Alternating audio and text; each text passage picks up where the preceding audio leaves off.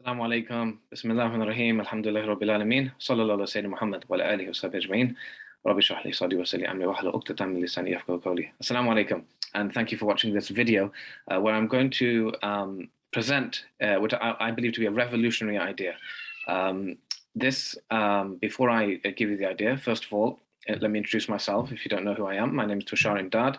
At the moment, I am a high-performance coach and a leader in Islamic time management. However, my background is in teaching and in working in Muslim schools.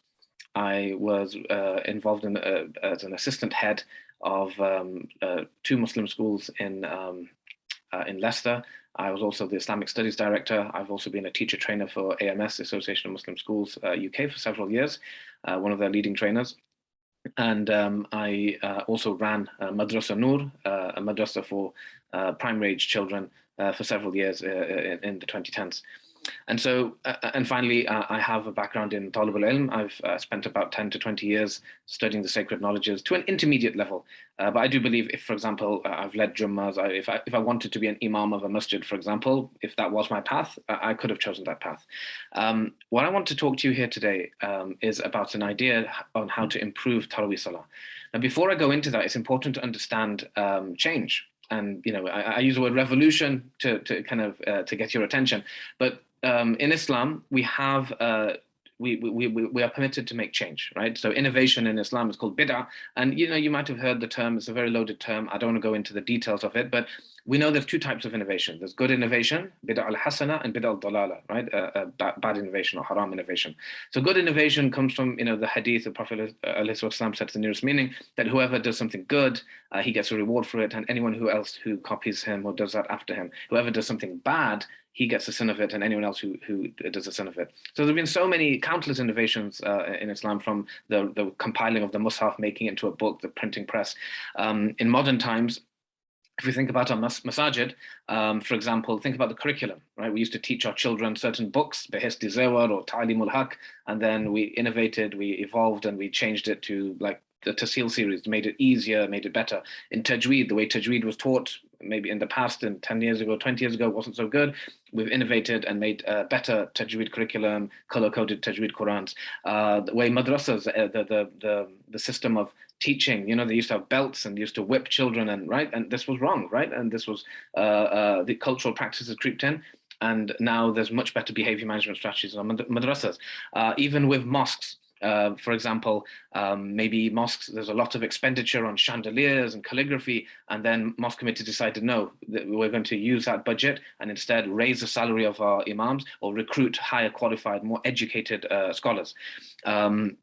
Another modern topic. In Islam, we have two opinions in terms of women in the masjid. It is permitted, right? But there's an opinion that yes, it's better for them to stay at the home. But there's also leeway in the Sharia that women can come to the masjid. Again, in the West, in this context,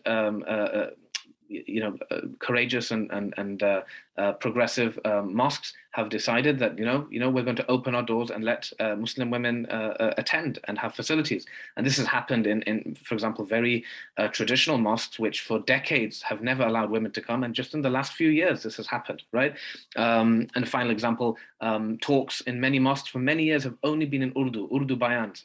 And it's taken many decades of effort and criticism, but finally now the overall trend and the dominant pattern is we have English talks. Okay, so these are countless examples of where we can change and we can evolve and make good innovations in our masajid, in our curriculum, in our final example, online, right? Most ilm was taught physically. You go to a teacher, but then we have classes in the mosque, we have online courses. This is a big innovation, right? It's a good innovation.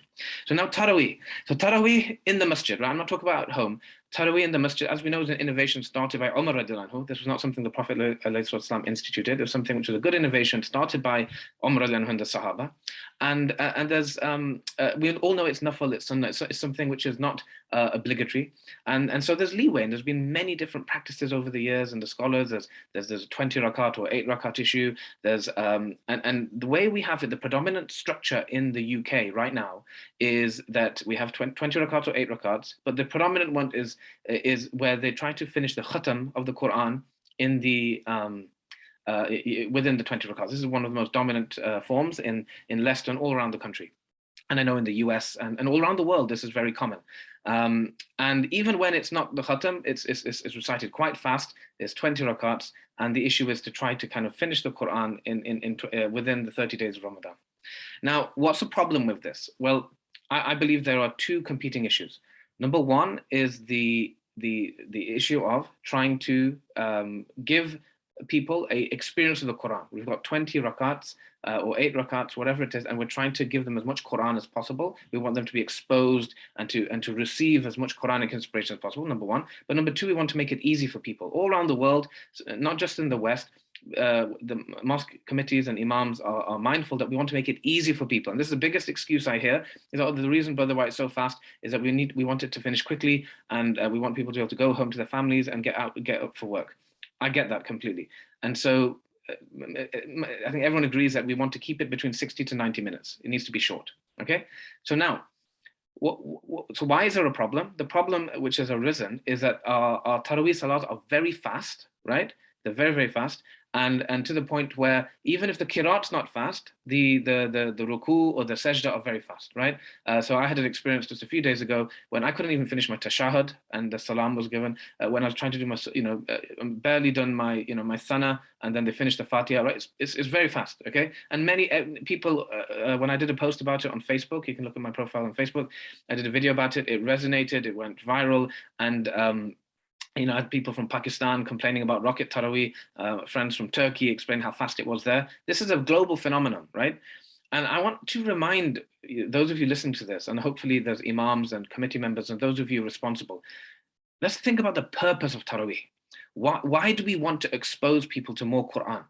Is the purpose just to listen to it for the sake of it? Or do we want them to be impacted by it? Do you want them to be moved by it?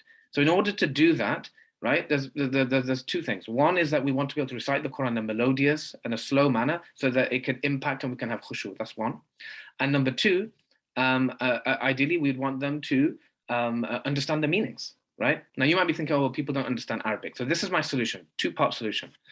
Part one is that we eliminate the necessity of doing a khatam, right? We don't have to do it. To finish the Quran in 30 days is creating this pressure. It's not wajib, it's not sunnah, it's a good tradition. Maybe it was a good tradition in the past, but I believe it's not serving its purpose anymore. Why? Because it's forcing this pressure to get so much done every rakat. As soon as you eliminate that, as soon as you say, okay, no, we're just going to do a few ayahs, and some countries do this. In Turkey, they only do a few ayahs every single rakat, right? But we can still go through the Quran. My proposal is that we still go through the whole Quran, but we do selections, right? Selections of Surah Baqarah, selections of Surah Ali Imran, selections of Surah Al-Ma'idah, etc. And then when we get to the shorter surahs, then we can do the whole surahs. And that's part one, okay? So that eliminates the speed, right? We don't need to rush anymore. And that is just, that is a good thing. And if you think about it, Taraweeh is like the tahajjud of Ramadan. How do you imagine the Prophet ﷺ praying tahajjud? How do you imagine the Sahaba, the early Muslims praying tahajjud? Or even Taraweeh? Can you imagine them praying fast, even in the masjid? So this allows us to kind of go back to the true sunnah, which is to pray with khushu, to have long sajdas, right?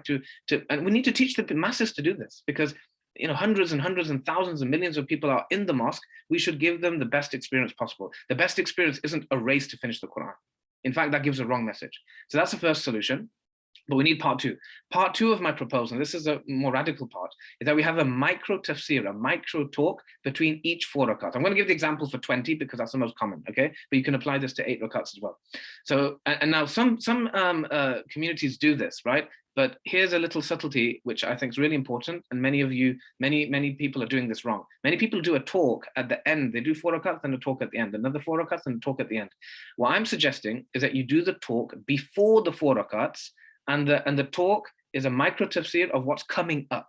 So for example, if Surah Rahman is coming up, you do a short talk, 5 minutes, and we talk about the ayahs, the key ayahs coming up, the themes of the Surah Rahman, the ayahs, you're going to hear this over and over again. This is what it means. So then when people get up and pray those 4 rakats, right, they're anticipating, they're listening, they're primed to enjoy the Quran. So it becomes a learning experience. It becomes a reflective experience. It means no matter, even if they don't know Arabic, every Muslim in any mosque in the world listening to Taraweeh can actually, when they're standing up, they're not just listening to it just for the melody, but they're listening to it for meaning. They're listening to it and they're listening out for the words and the quotes which the speaker just mentioned. And can anyone tell me that that's not better than the current reality, right? And the beauty of this, is that it doesn't take long to do. It doesn't take long to do, because you could do in each Taraweeh is you have 20, 5 sets of 4, right?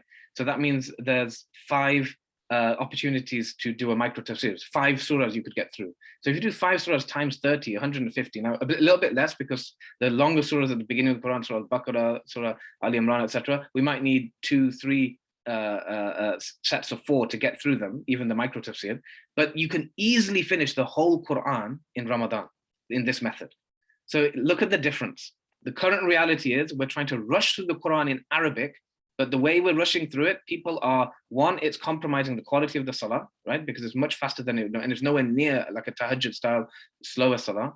But number 2, there's no meaning whatsoever. And this is even those masajid who recite the Quran in a good pace, right? I acknowledge that there are many masjids where they're reciting even the juz in a nice moderate pace, but still there's no understanding, there's no meaning. And it's still a rush to do the sujood and the qiyam. They're still done pretty fast, right? If you've ever studied Iqbal Nasim's Transform Your Prayer, which I recommend every Muslim in the world to study, right? Once you study how to pray properly, and I mean how to pray mindfully, and like to do the ruku and do the sajda properly, to do dua in sajda.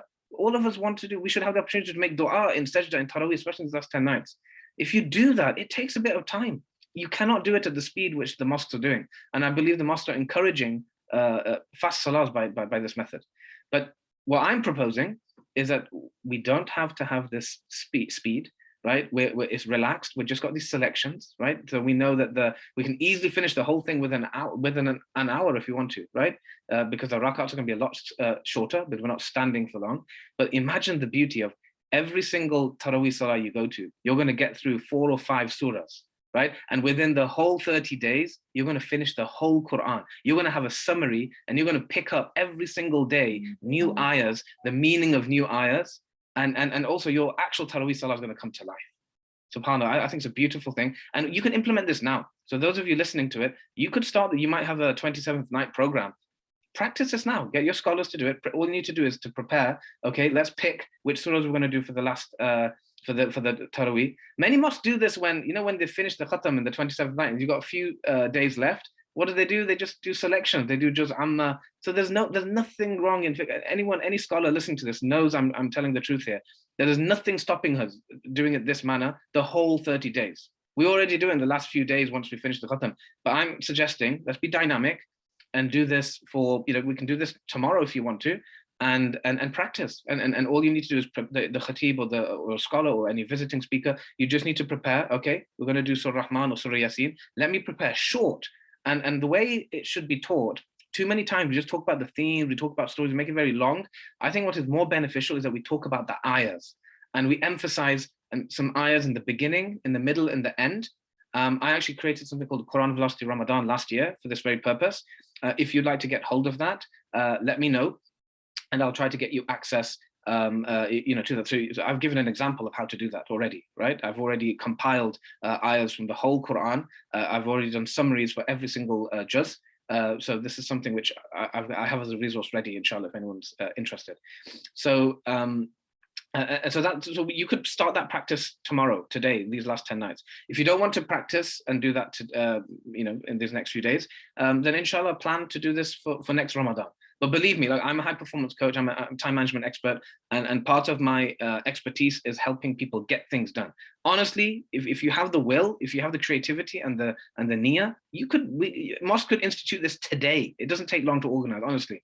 It's just, if you understand the method, it can be done very quickly, right? Alhamdulillah, it doesn't take any resources, doesn't take any money, doesn't take any, right? We've got all the power and the ability to do it. It just takes the will and the sincerity, because ultimately, brothers and sisters listening to this, we want Taraweeh to be an experience where people get connected to the Quran. So I ask you, my final plea to you, are we going to get more connected to the Quran by the current method, right? That's method 1. We just hear the Quran in Arabic, to try to go through the khatam and finish it, right? That's one experience, right? That's a current thing. And alhamdulillah, there are benefits, but I do believe there's quite a few problems. The problems include that it's fast. Problems include that our ruku and our sajdas are very fast. It's not like a tahajjud type experience. There's no understanding of the meaning. My solution means that we learn so much, right? You're going to start learning about every surah of the Quran. Where anything you hear, you're going to understand something from it. You're going to leave every Taraweeh Salah with a sense of, oh my God, I know what Surah Nuh is about. I know what Surah Ali Imran is about. I know what Surah Rahman is about. And oh, I learned an ayah about this and ayah about. Every single day, you're going to learn something about the Quran. And your Taraweeh is going to come to life. You're not just hearing for the melody, you're also hearing for you're also hearing for the understanding. So there's going to be tafsir. Tilawa is going to be improved. There's going to be better tilawa. There's going to be better tajweed because we're slowing down. We're not rushing to finish a juz every single rakat every day.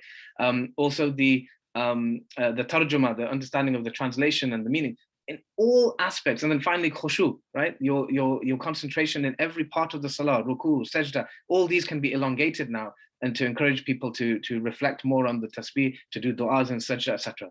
So I'm very excited about this idea. If you are, and I know some of you already, mashallah, have spoken to scholars and activists and they're wanting to implement this, please share this video, this link far and wide.